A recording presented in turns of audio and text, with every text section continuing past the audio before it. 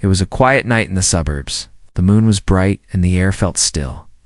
David, a 27-year-old mechanical engineer, sat on his small wooden porch, sipping cold tea and staring at the stars. His dog, Max, lay beside him, half asleep. David liked silence. It helped him think. But tonight, something felt different. Suddenly, a loud boom shook the ground. Max jumped up and barked wildly. David stood, confused and alert. The sound had come from the forest behind his backyard. He grabbed a flashlight and walked carefully toward the trees. Leaves rustled under his feet. The air smelled of smoke and something strange, like hot metal. As he moved deeper, he saw a small crater, glowing slightly. His eyes widened. Inside, the crater was a silver pod, no bigger than a car, hissed, and the top opened slowly. David stepped back, his heart racing. A small figure crawled out. She looked like a child, older than 7, but her skin was a pale lavender color. Her eyes were large and glowing faintly blue. She wore something that looked like armor, but soft like cloth. David froze. The girl looked at him. Then she said in perfect English, her voice soft and clear, "Please help me. You're perfect for my mom." David blinked. Wait, what? The girl stumbled out of the pod. She looked weak, like she hadn't eaten or slept in days. David ran forward and caught her before she fell. "I don't understand," he said. "Who are you? What is this?" The girl looked up. "My name is Nari. I'm not from here. My ship broke. I didn't mean to crash, but I scanned this planet and you matched." David looked around. Matched what? What are you talking about? Nari gripped his hand. "I don't have much time. They're coming. But you. If you're single, would you marry my mom?" David pulled his hand away, confused and panicked. "What? Marry your mom? Is this a joke? Are you even real?" Nari frowned. "You're the only one she can trust. You're the only one who matches." David shook his head. "This is crazy. I need to call someone." Nara's eyes widened. "No, please, don't call anyone. They'll find me. They'll hurt her. Please, just listen." David stared at her. Her face was full of fear, real fear. He took a deep breath. "Okay," he said slowly. "Start from the beginning." Nari sat on a nearby rock, breathing hard. "My mother came to Earth many years ago. She was a soldier from another world. She was sent to observe humans. But she fell in love with one." David listened carefully. She thought she could live here. She trusted him, but he left her. Didn't want the responsibility. So she went back heartbroken. Then I was born. David sat down on the ground.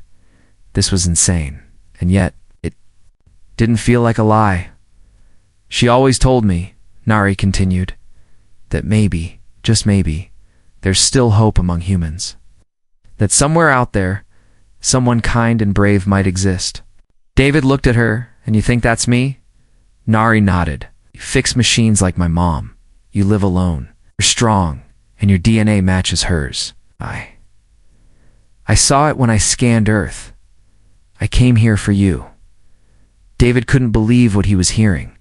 "Nari, this is too much. Not a hero. I fix water pumps and old tractors, but you have a good heart," she said. "I know it, and you can keep her safe." Before David could speak, his dog Max growled, staring into the trees. David turned his flashlight. Something moved between the branches, fast and low. Then another shadow passed, quiet and quick. "They found me," Nari whispered. "We have to hide." David grabbed her hand. "Come on." They ran back to the house. As they reached the door, David looked. Back at the forest, the shadows were gone. But he knew someone was watching. Inside, David locked all the doors. He gave Nari a blanket and some water. She sat silently, staring at the floor. David sat across from her. "All right," he said. "If I'm helping you, I need to know everything. Who's after you? Where's your mom now?" Nari looked up slowly. "She's coming," she said. "But if she thinks you'll betray us, she'll destroy everything." David felt a chill run down his spine. He looked at the stars through the window, and for the first time, He wondered if the biggest decision of his life wasn't about machines or jobs, but about a girl from another world asking him to protect her mother. Asterisk lightning cracked. In the distance, rain hadn't started yet, but the wind had changed. Something was in the air. David didn't sleep that night. He sat on the couch, staring at the alien child curled up in a blanket. Her name was Nari. She had trusted him with the impossible. And now his world would never be the same. At 3:17 a.m., his kitchen lights flickered.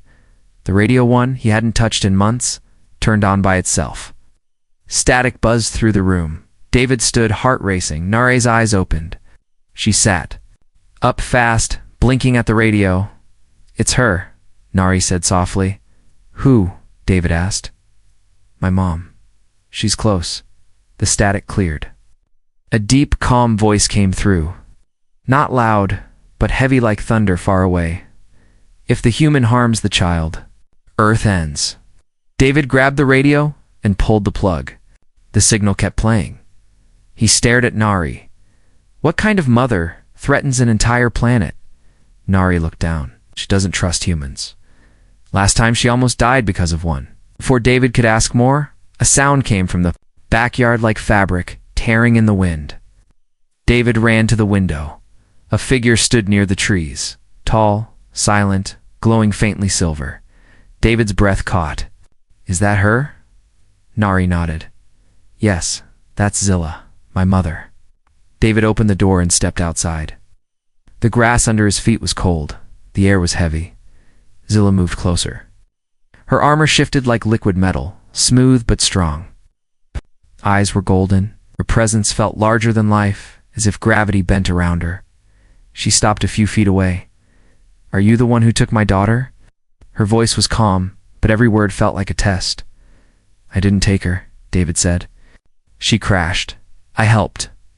Zilla tilted her head. "Why?" David hesitated. "Because she needed help." "Isn't that what people do?" Zilla looked past him at the house, then back at him. "You're alone. No partner. No children. No family. You fix broken machines for others. But you don't fix your own life." David blinked. "That's personal. She chose you," Zilla said. "And I don't know why." David crossed his arms. "Then why are you here? To see if you're truly different? See if my daughter's trust is misplaced?" She walked past him, toward the house. David followed, unsure whether to stop her or not. Zilla stepped inside. Nari ran to her, hugging her tightly. Zilla touched her daughter's face, gentle now. "You could have died." "But I didn't," Nari whispered. "He protected me." Zilla looked at David again. "Why did you help her, human? What do you want in return?" "Nothing," David replied. "She's a kid. I did what anyone decent would do." Zilla sat down. Her movements were graceful, almost floating. "You remind me of someone," he said the same words. Then he left. Was he, Nari's father? Nodded slowly. He was brave and a liar. She opened a small metal device. A hologram flickered, a young man, smiling. "Human. He promised peace between our worlds. But when I needed him most, he vanished. He feared what we created." David watched the hologram. "You mean Nari?" Zilla nodded again. "She is half of me, half of him, which makes her different and dangerous." Dada. David looked at Nari. "She doesn't seem dangerous to me." "She's young," Zilla said. "But if they find her, they will tear her apart. They want to study her or erase her." David sat down across from them. "Why?" "Because she's both." Zilla leaned forward. "Because she's proof. Proof that humans and my kind can make life, that we are not so different, and that terrifies them." David felt the weight of her words. "Then why ask me to marry you?" Zilla smirked. "I didn't ask. She did." David turned to Nari. "I just thought, maybe if you stayed," Nari whispered, "she wouldn't be so alone. And maybe we could be a real family." Zilla didn't laugh. She didn't cry either. She simply watched David. "You don't know what you're stepping into," she said. "Once you're part of this, there is no going back." David nodded slowly. "Maybe I've been waiting for something like this." Zilla stood. Then, be ready. They will come. They always do. Suddenly, the radio buzzed again. A new voice, sharper and colder, came through. Target located. Child must be returned. Human protector will be neutralized. David jumped to his feet. Who the hell is that? Zilla's eyes darkened. Bounty hunters. They tracked her signal. Then we run, David said. No, Zilla replied. We fight. The house was shaking. Not from an earthquake, not from thunder, but from something above. Something heavy. David opened the door slowly. The sky wasn't dark anymore. Pulsed. Blue and violet flashes danced behind the clouds, lighting up the whole yard. A shape broke through the air. It wasn't a ship. It wasn't a plane. It was her. Zilla was falling fast, wrapped in a glowing armor of light. Her feet hit the ground with such force the trees bent. The grass turned silver beneath her boots. No flame, no fire, just raw energy. David took one step back. Nari didn't. She ran forward. Mom! Zilla opened her arms, caught her midair, and spun once, like they'd done this before. Like war and joy existed in the same space. But joy faded fast. Zilla's armor shimmered, then faded into smooth skin. Her face looked different now, not cold like before, but tired, worn. She had new scars. Where were you? Nari asked. I was buying us time, Zilla said. I destroyed one of their scouts. But more are coming. David stepped forward. What are they? Why do they want her so badly? Zilla looked at him. Because they fear what she is. They fear what she'd grow to be. David swallowed. You said they want to erase her? They don't just want to erase her, Zilla replied. They want to erase the idea of her. David didn't answer. He COULDN single quotes. Suddenly a sharp beeping sound came from Zilla's wrist. She tapped a small screen. A red mark flashed, then another, and another. They've surrounded us. She said. David felt his chest tighten. What do we do? Zilla looked at him. We run, for now. But Nari shook her head. No, no more running. Zilla turned to her. We don't have a choice. Yes, we do, Nari said. He's not like the others. He didn't run from me. He didn't call the army. He let me sleep in his house. He's not scared of what? I am. Zilla stared at David, her face unreadable, and she said, If I let you stay with us, you follow every word I say. Do not question me. Do not try to protect me. Just protect Nari. I can do that, David replied. No, Zilla said. You must do that. If you fail, everything ends. She walked to the center of the room and raised both hands. A light ring appeared in the air, floating like a mirror made of stars. It rippled, then formed into a map of Earth. But not just Earth. Hidden bases. Alien tracking zones. Places under human cities no one knew existed. David stared. What is this? Your planet is not as quiet as it seems, Zilla said. They've been here for years. Watching. She pointed at a red dot. This is where they'll strike first. Where is that? David asked. Zilla whispered, Your city tonight. David's blood ran cold. They're not after just Nari, are they? No, she said. They're after proof. That means you too. Suddenly a loud knock hit the front door. Calm, heavy, polite. Once, then twice. David froze. Zilla motioned for silence. She pulled Nari behind her and raised a blade from her wrist. It folded out like glass from her. Skin dot, David whispered. How did they find us so fast? They were never far, Zilla said. They know humans always answer the door. The knock came again, slower now, mocking. Then a voice, mechanical and deep. We are not here to hurt the child. If you surrender the warrior, and the human Zilla's eyes flared. Lies. David moved toward the window, trying to peek. Outside stood a tall figure in silver armor. Its face had no mouth, only a screen, glowing words pulsing across it. Final warning, David stepped back. There's more than one out there. They brought a squad, Zilla said. 5 at least, maybe 7. What do we do? Zilla didn't answer. She closed her eyes, took a deep breath, and whispered something in a language David couldn't understand. Then she opened her eyes again. We split. What? David asked. They're watching the front. They expect one exit. House is old. Does it have a crawl space? A tunnel? Anything? David nodded. There's a maintenance hatch under the floorboards. Good, she said. Take Nari, go. I'll slow them down. No, David said, we're not leaving you. Zilla smiled. Not sad, not brave, just honest. I've waited years to find someone who'd say that, she whispered. But now is not the time to be a hero. David opened the hatch. The space was narrow, dark, filled with dust. Nari hugged her mother tight. You promised you'd stay. Zilla knelt. I will. I just need to make sure he knows how to keep you alive. Then she pushed them toward the tunnel as the hatch closed. David heard her final words clear, steady, strong. Come, hunters. Let's see what you're made of. The tunnel was cold. Not the kind of cold that bites your skin. The kind that creeps under it, through your bones into your heart. Dust hung in the air like a memory too old to forget. David crawled forward, one hand gripping a small flashlight. Behind him, Nari followed, quiet but close. She had stopped asking questions. That worried him more than anything. After 10 long minutes, they reached the hatch under the shed behind David's house. He pushed it open, climbed out, and helped Nari through. The wind had changed again. It smelled like fire, do you think? She's okay? Nari asked. David didn't answer right away. Zilla's last words echoed in his head. Her calm challenge to the bounty hunters. Owls.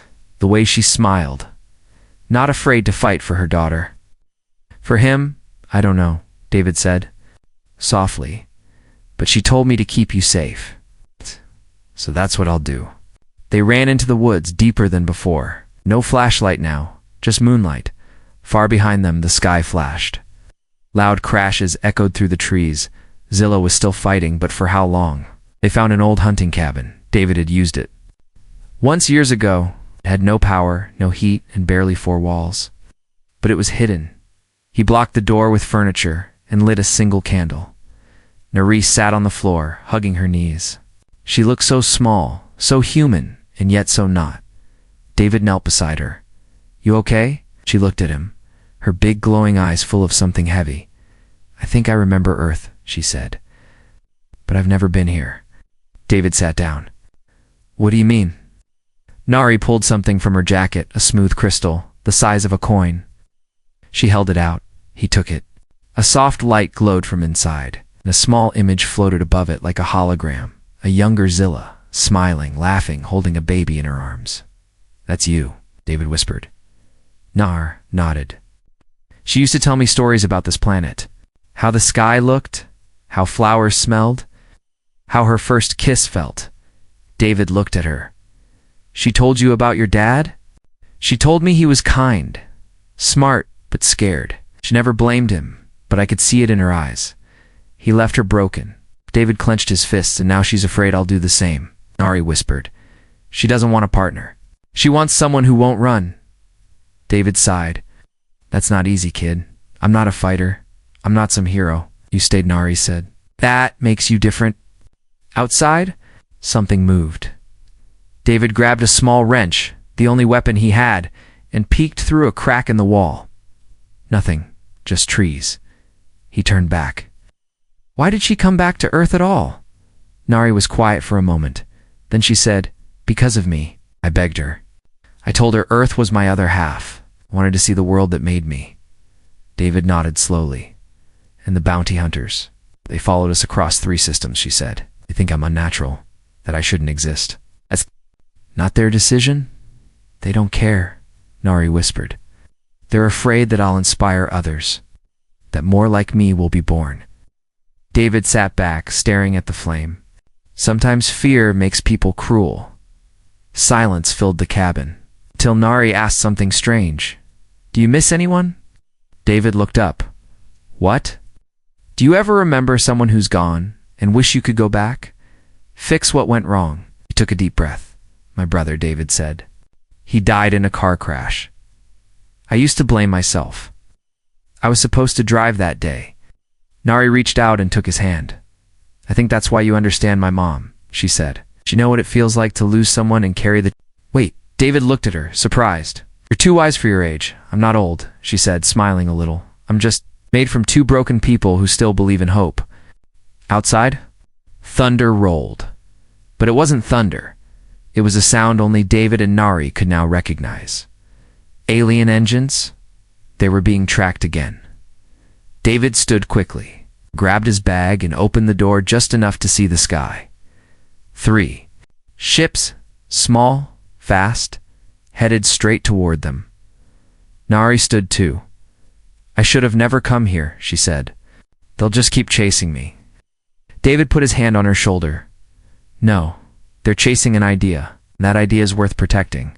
Nari's eyes filled with tears, but she held them back. We have to go. We won't get far. This time, David said, unless... He looked at the sky, then at the crystal in his hand. An idea sparked. Unless we go to them first. Nari blinked.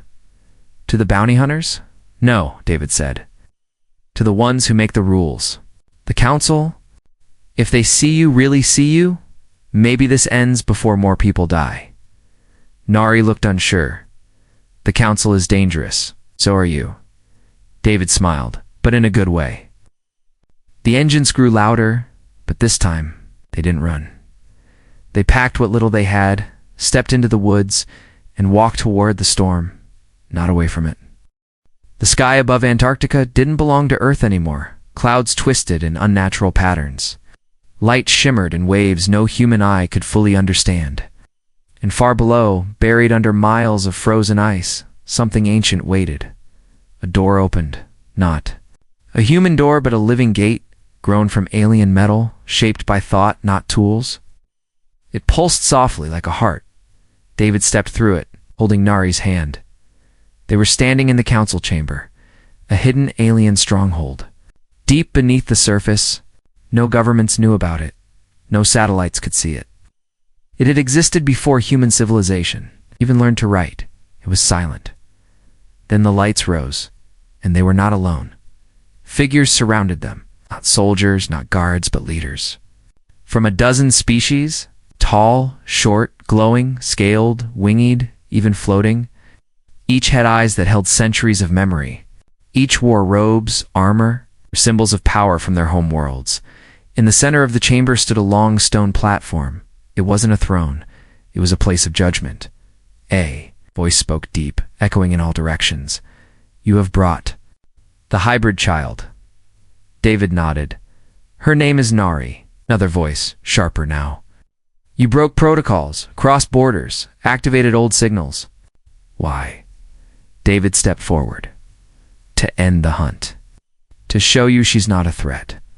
One of the counselors, tall and bird-like, leaned forward. Not a threat? She is born of two bloods, human and warrior. That union is forbidden. Nari raised her head. Why? The council was silent for a moment. Then another voice replied, soft and cold. Because we remember what happened last time. Projection appeared, shimmering in the air. It showed a burning city. Not Earth, but another world, long gone. A similar child, crying in the middle of fire. David watched, stunned. What? What is this? The first hybrid, a voice said. She couldn't control her power. Her mind broke. The result was war. Nari stepped closer to the center. I'm not her. You could be, the voice replied. Carry both worlds in you. That balance is dangerous. David stepped forward. Or powerful, or beautiful, or new. Why assume destruction? 'Cause your species always chooses war. The room. Death didn't back down. Then let this child prove we can be better. A pause, then. You are not on trial, human. She is. The low shifted. A ring of light formed around Nari. She looked around, not afraid, but focused. A voice spoke directly to her. Child, do you understand what you are? Nari nodded. Yes. And do you accept what that means? I do. Then speak. Nari took a breath. My mother is a warrior. My father was human. I carried both of them inside me. But I'm not broken. I'm not dangerous. I'm different. And I think different is what the galaxy needs right now. Silence. No one moved. David's hands were shaking. He hadn't felt this helpless in years. Then a new figure entered the chamber. Zilai. She was alive, her armor cracked, her shoulder bleeding, but her eyes clear. She walked to Nari and stood beside her.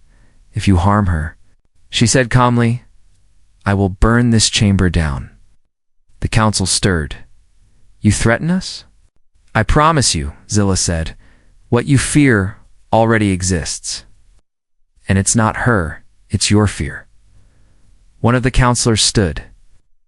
Enough. A small stone was placed on the platform, pulsed once. This is a judgment stone, the voice said. Each member of the council will touch it. Most turn it red. The child must be contained forever, David whispered. What does that mean? Zilla looked at him. They'll keep her alive.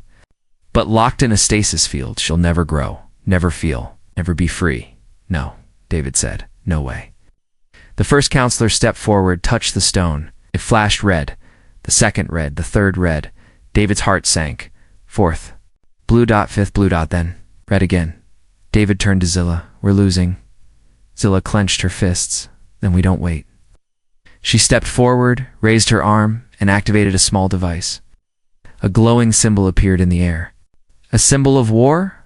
The council gasped. You would attack this chamber? No, Zilla said. I would destroy it. And myself. If it means saving her. David grabbed her arm. There has to be another way. Nari stepped forward.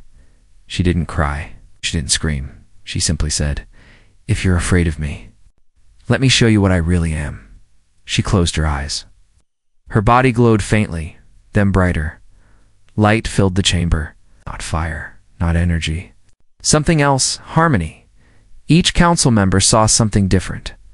A memory, a vision. A world where peace wasn't just a word. The stone flickered. Red, blue, blue, blue. Then finally, white. The voice spoke again, softer now. The trial is over. David held Nari close. Zilla stood tall beside them. The council was silent. Then the final words came. The child may live, and so may her choice. Asterisk. The council chamber was quiet, not peaceful, just waiting. The white glow of the judgment stone slowly faded. The decision had been made. The child could live. The war for now was paused, but peace is fragile. A slow clapping echoed from the shadows above. One by one appeared on the upper walls, figures in sharp armor, heads like blades, eyes like frozen stars. The bounty hunters had arrived. Zilla turned fast, her body moving like a storm. David stood in front of Nari without thinking. Every council member looked up, shocked, unprepared.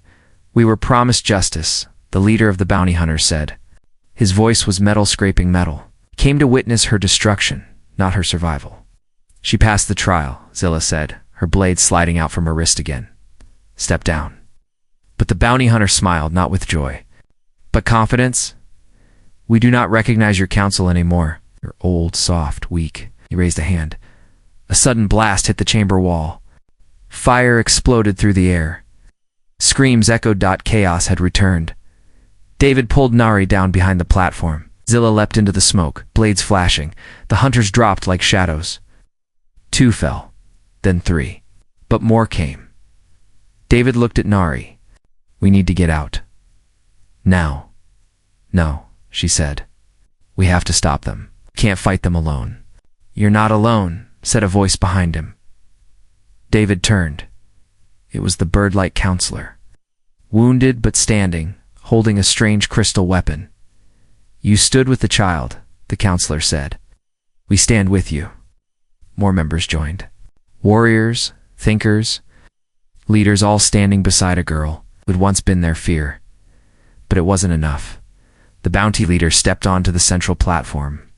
He grabbed Zilla by the throat and lifted her off the ground. Still protecting the mistake? He hissed. Zilla choked, reaching for her blade. David shouted, "Let her go!" The bounty turned, laughed, and threw her across the room. She crashed. Hard armor breaking, blood on the floor. David ran to her. She smiled weakly. "Told you not to play the hero." "You also told me to protect her," he said. "I failed," she whispered. "No," David said, holding her. "Not yet." She touched his cheek. "I was never meant to belong to any world. But when I met you, I started to wish I did." Tears filled David's eyes. Nari walked toward them, glowing again. "Stop," she said.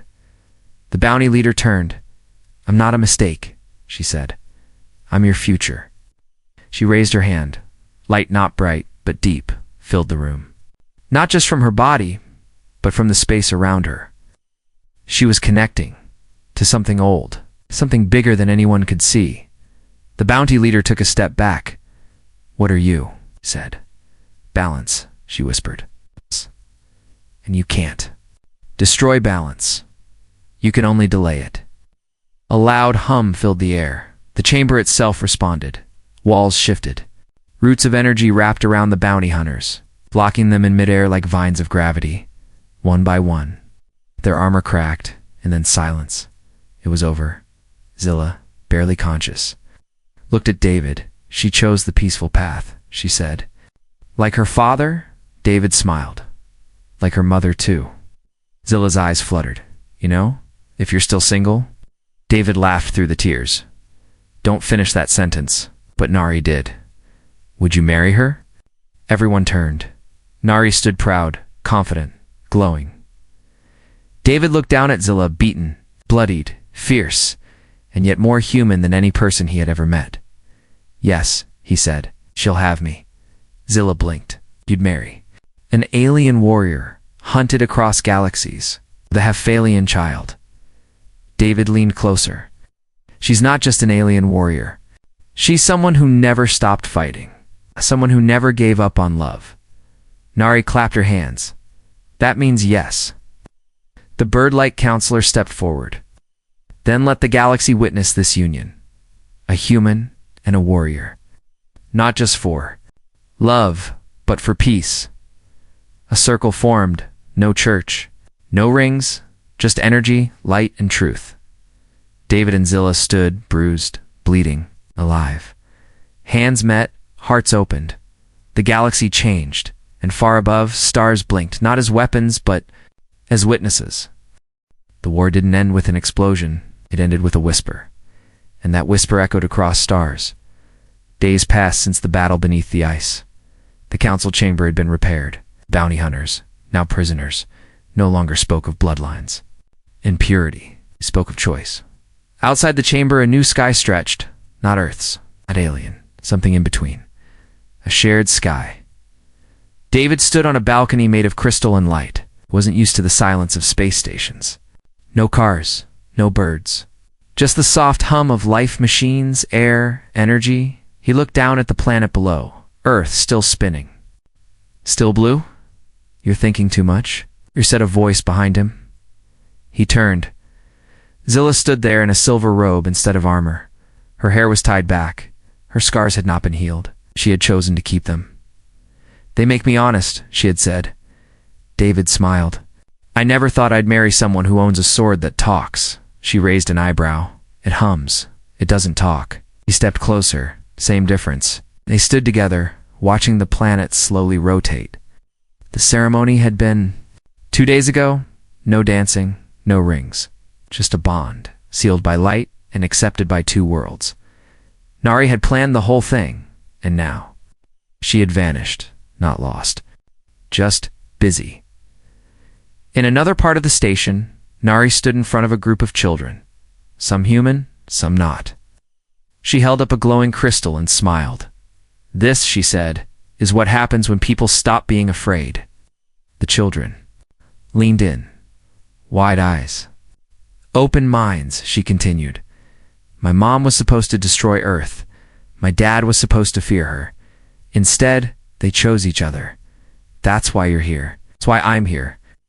She looked up at the stars, and that's why we built this place. The station didn't have a name yet.